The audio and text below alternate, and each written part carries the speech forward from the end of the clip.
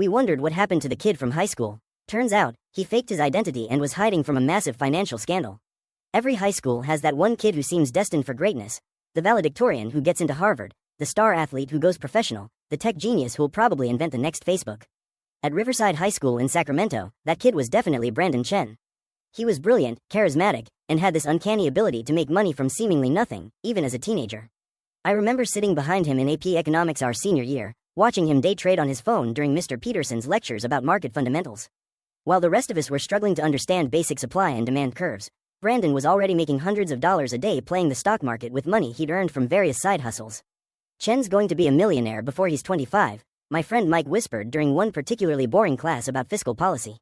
Kids got the Midas touch. He wasn't wrong. By graduation, Brandon had already launched 2 successful online businesses, a tutoring service that connected high-achieving students with struggling ones, and some kind of cryptocurrency mining operation that he ran out of his parents' garage.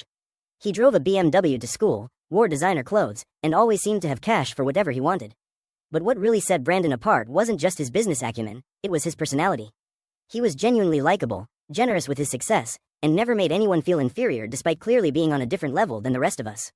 He helped classmates with their college application essays, threw epic parties at his house when his parents were out of town, and always picked up the tab when a group of us went out to dinner. The thing about Brandon, our mutual friend Sarah said during one of those dinners, is that he makes everyone around him feel like they're part of something bigger. Like his success is our success too. That was exactly right. Being friends with Brandon felt like being given a glimpse into a future we could all aspire to, wealth without arrogance, success without selfishness.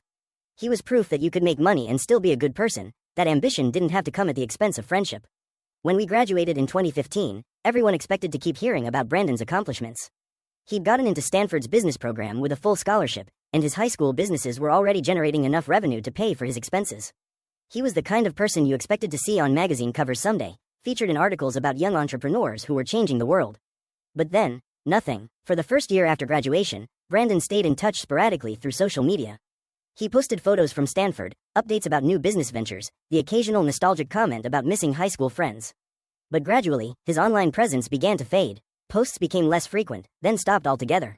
His social media accounts went dormant, and when classmates tried to reach out to him directly, messages went unanswered. "Anyone heard from Brandon lately?" became a common question at our informal college break reunions. Nobody had. It was like he'd simply vanished from the digital world, which seemed especially strange for someone who'd built his teenage empire through online businesses. By our 2-year reunion in 2017, Brandon's absence had become a genuine mystery. Our class Check out the full story by clicking here.